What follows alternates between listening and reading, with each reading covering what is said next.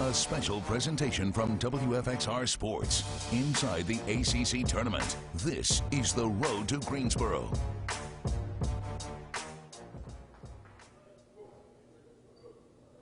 Greensboro, North Carolina, home to the ACC, home to the crown jewel event for the Atlantic Coast Conference. A fun week of basketball in store for sure here in Greensboro. Yes, good evening, everyone. I'm Jermaine Ferrell, hoping your night is wonderful and blessed like butter. Let's go on the road, baby, with your road to Greensboro as we look at the ACC tournament. The tournament tips off tomorrow night, 4:30, and then there's a game at 7 o'clock. We'll have the complete schedule coming up in a few minutes. But first, let's look at the ACC tournament by the numbers, and we're going to start off with a number that's real interesting. 1954. That was the first year of the ACC tournament. It was held at Reynolds Coliseum in Raleigh, North Carolina. NC State went on to beat Wake Forest 82-80 to win the first ACC tournament title. 21. That is the number of titles for the Duke Blue Devils, as that is the most by any ACC school. Duke is the defending tournament champs. North Carolina is second with 18. Their last title came in 2016. NC State, as you saw earlier, they won the first title, and they have 10 with their last championship in 1987. Wake Forest has 4 with a pair of back-to-back wins in 1961 and 1962, and they turned to double play again in 1995 and 1996. And those last 2 titles were in Greensboro, then Virginia, Maryland, Georgia Tech. Each won 3 crowns. UVA won it all in 1976. They did win one in Greensboro in 2014, and they won it in 2018. And 27. Wow, that's a good number. That's the number of times the Greensboro Coliseum has hosted the ACC tournament. That's more than any venue in city ever in history. The first one was back in 1967. Raleigh and Charlotte each has hosted the tournament 13 times. Charlotte's hosting experience is over 3 venues. Atlanta is next with 6 over 3 venues. And the Washington, D.C. area is next with 5 over 2 venues. Well, meanwhile, back here at the Greensboro Coliseum, it's sort of a basketball bonanza when you look at Greensboro. Last week, they wrapped up hosting their 20th ACC women's tournament in the past 21 years. And coming up this week, of course, they're hosting the ACC men's tournament. Then next week, the Coliseum will be home to the first and second rounds of the NCAA men's tournament. For Greensboro, it is the second time the city and Coliseum has hosted the men's and women's ACC tournament and first and second rounds of the NCAA men's tournament in back-to-back weeks. The last time it happened was back in 2006. In fact, it is believed the Greensboro Coliseum has the distinction of turning this triple play. They're the only ones.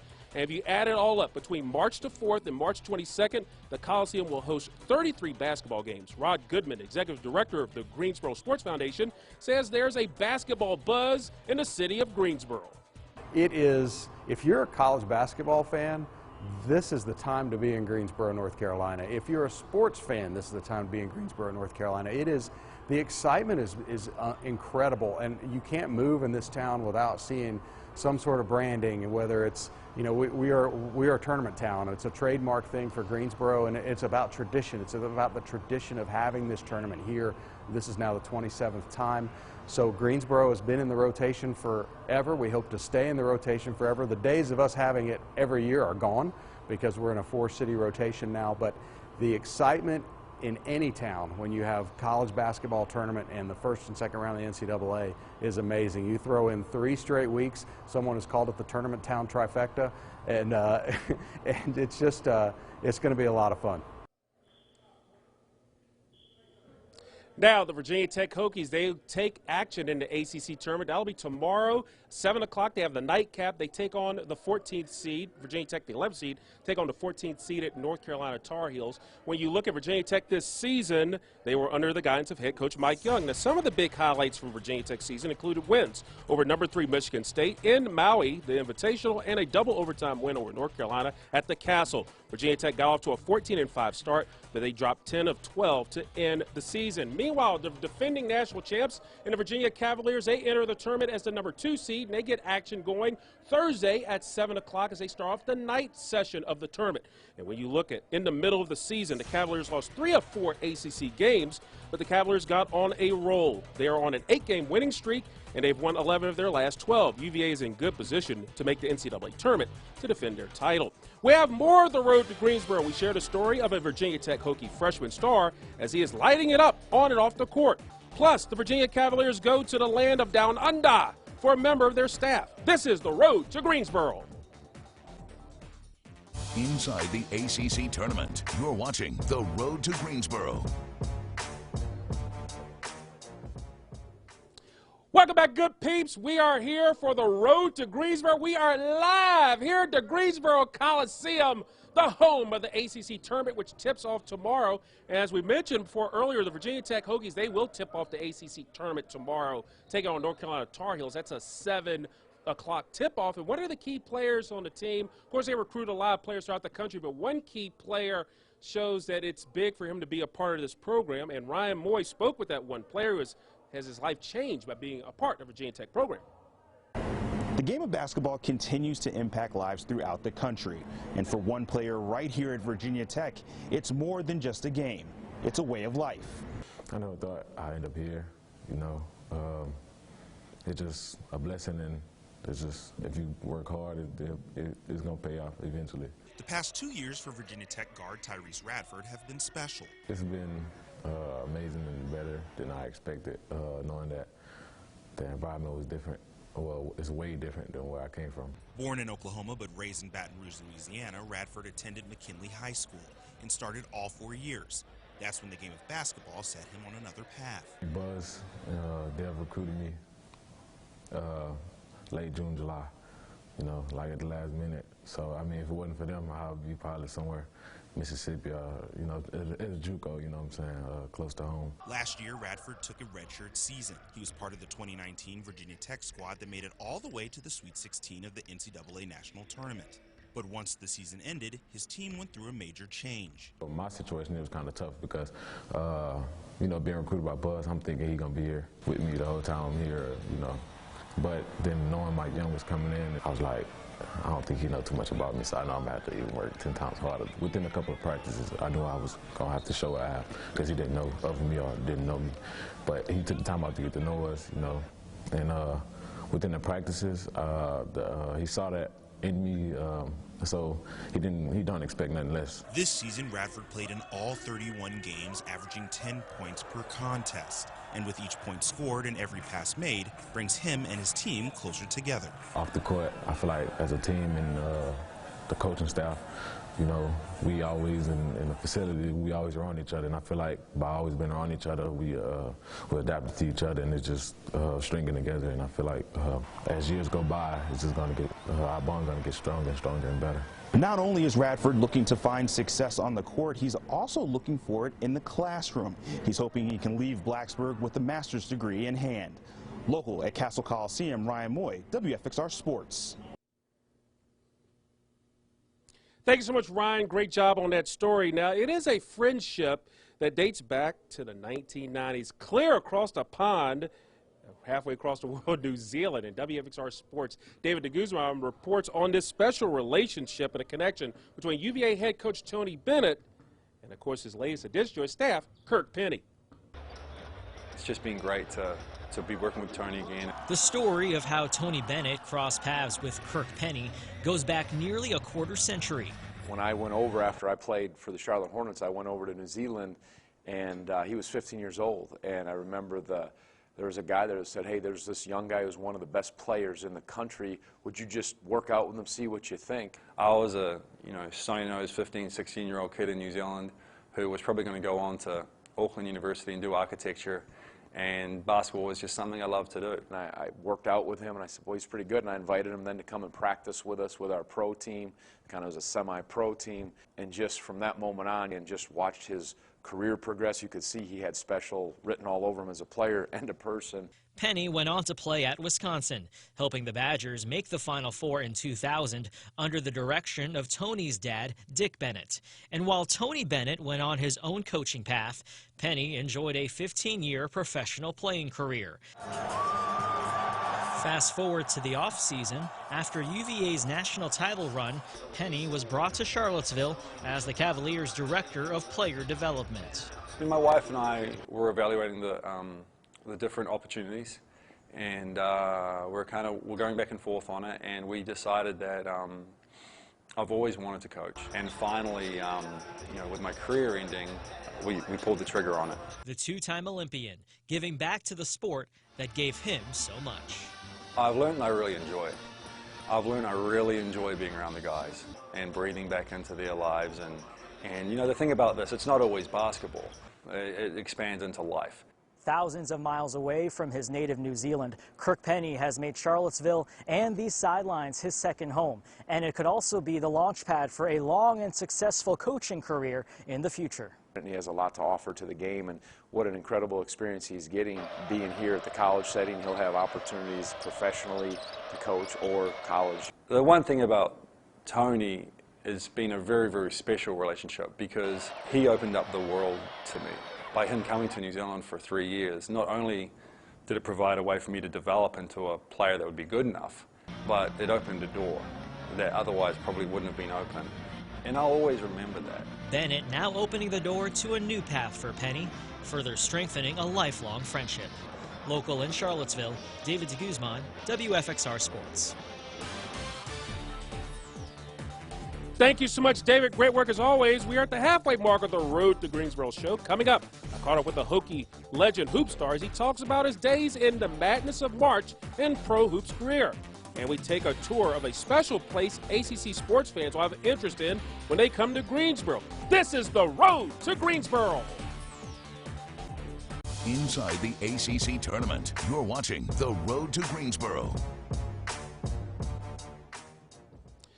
Yes, folks, welcome back to the Road to Greensboro. I'm Jermaine. Ferrell, ACC tournament tipping off tomorrow. Fun times for basketball here in Ontario State of Greensboro. Well, I tell you one thing, you could call this the history part of the show. We're going to take a trip back in a time machine.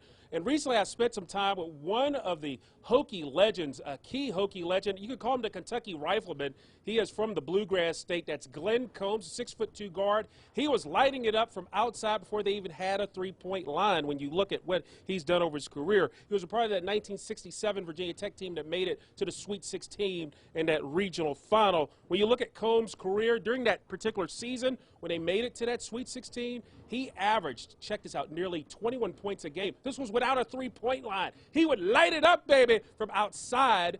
In fact, during his Virginia Tech career, he averaged 18 points a game. So imagine a three-point line for Glenn Combs. He would have lit it up. And he played for 4 ABA teams after he left Tech. He won an ABA title with the Utah Stars back to 1971. So recently, I spent some time with Glenn Combs. So here's my interview with Glenn Combs. An authentic, real ABA basketball. Of course, it's not as large as, it's not inflated properly now, but it was a game that I hit 7 3-pointers in Utah in 1971. So they presented me the ball on a mounted trophy afterwards. So that's a souvenir that's stayed with me through the years. This is just a Virginia Tech Hokie basketball that kind of summarized some of my things that happened through the years. Virginia Tech Hall of Fame, the Mid-East Regional Finals, and then the 7-year ABA career that I've kept. You didn't do much. I didn't get paid much. Yeah. This is something that we've talked about that I was proud of as well, and that is, of course, being recognized and honored as an ACC legend representing Virginia Tech, and that happened several years ago.